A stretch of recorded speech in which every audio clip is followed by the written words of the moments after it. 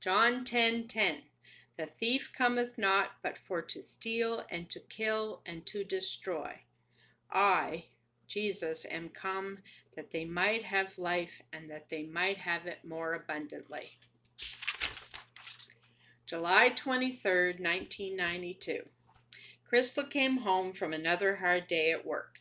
Work had never been the same since Whitney had been let go. But since March 10th, she had had an added burden of a heart that was broken and crushed. She kept hoping that tomorrow would be different, but tomorrow turned out into today with no change. She still tried to not lose her faith that one day she would find the perfect mate the Lord had for her, but deep down she felt she never would. She just might as well face it. To add to her sorrow, tomorrow was Kelly and Dan's wedding, and though she wanted the best for them, she couldn't help but feel they were in for very stormy seas.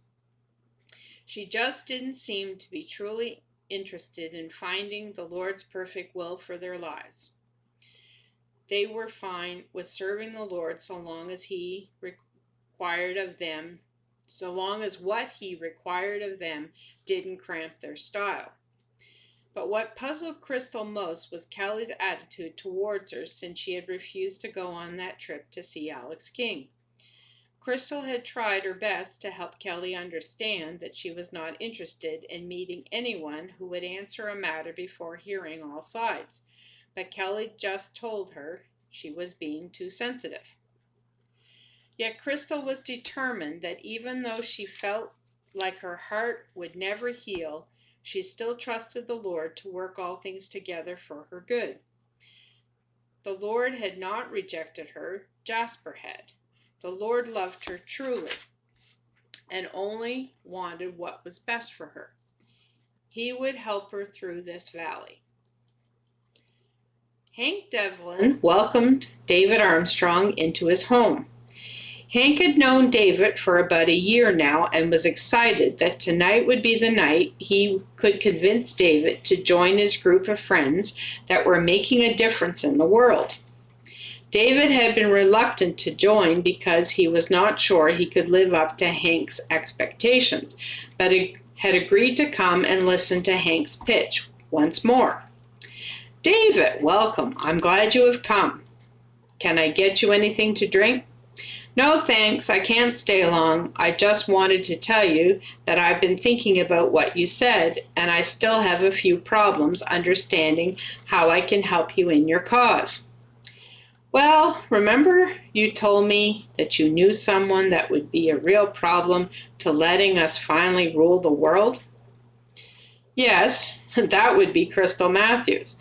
I picked her brain for fun for a while, but I could see that in order to become her boyfriend, I would have to change quite a few of my ways, and I just was not willing to do that. Yes, I remember what you told me, and she is perfect for how you can help us best. I don't understand how that is possible. She is so set in her ways that I don't believe anything could make her change her mind. Well, you'd be surprised how many people we have managed to change, some without their even knowing we have done it. That's the beauty of our tactics. Have you heard about the old saying of boiling the frog? No, I haven't. What does that mean? Well, you see, if you put a frog into a cold pot of water and slowly bring the water to a boil, then the frog will eventually die because it doesn't see the danger coming. But if you throw the frog into a hot pot of water, it will jump right out.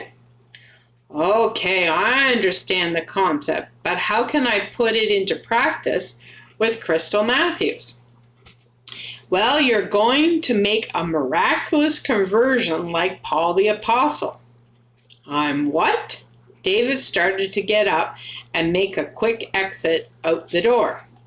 No, wait, David, hear me out. You don't like the way people like Crystal make you feel when they start preaching at you and then show by their lifestyle that they practice what they preach, right? Right. Wouldn't you like Crystal to be more like you? Yeah, that would be wonderful. I stopped picking her brain because I felt I would never change her mind, and you're right, I couldn't understand it, but she really made me feel uncomfortable when I was around her. Well, that's what we are trying to do too, make people feel so guilty for believing the way they do. So by boiling the frog over the years, we have made some great headway into getting people like Crystal to either change their beliefs or become silent in them, and that is just as good. Even if you never change her, but finally silence her, then we've won. Okay, but how do I silence her? Well, didn't you tell me that she believes that there is only one special person for all eternity and that the marriage vows could reflect that? Yeah, isn't that the limit? If I married her and she died young, I could end up alone for a long time if I lived to be 100. Well, we can use that nonsense to humble her and hopefully get her to lose her faith and believe like us. But how? If you are willing to make believe you are that special one for her. Do I have to go as far as marry her? Yes, it could come to that, but you don't believe divorce is wrong, do you? Not at all. Well, people like Crystal believe strongly that divorce for any reason except as Jesus set forth is wrong. If you married her and then just went up one day and told her you wanted a divorce because you changed your mind and wanted to stop believing as she did, it would crush her. She might even give up her faith to stay married to you, and then we've won. But what if she still bounces back? It's highly unlikely. She sounds like she believes in fairy tales too much to bounce back from what we have in store for her. That is, if you are willing to come on board. What's in it for me? Hank could see that David was a hard sell, but he was ready for such a question. Well, you will have the satisfaction of getting rid of one more Jesus lover from off this planet. But if we succeed in our endeavors to finally rule the world with our philosophy, you will be put in a much higher position than those who tried to oppose it. David thought of his position as teller at the bank. Although he was a hard worker, he never seemed to get any promotions. He always got what he felt was a lame excuse, and being told maybe next time was really starting to grate on his nerves, so he asked, "Hank, if I put this off, can you get me promoted at where I work? To show you I mean what I say, how would you like to become head teller tomorrow?" "You can really do that?" "I'll make the call tonight before you leave." David, still not convinced, added, "But what if I fail? What if after all our scheming, it still doesn't silence Crystal? Will I be demoted?" "No, not if you truly do your best. We'll just move on to someone else, okay?" "Okay."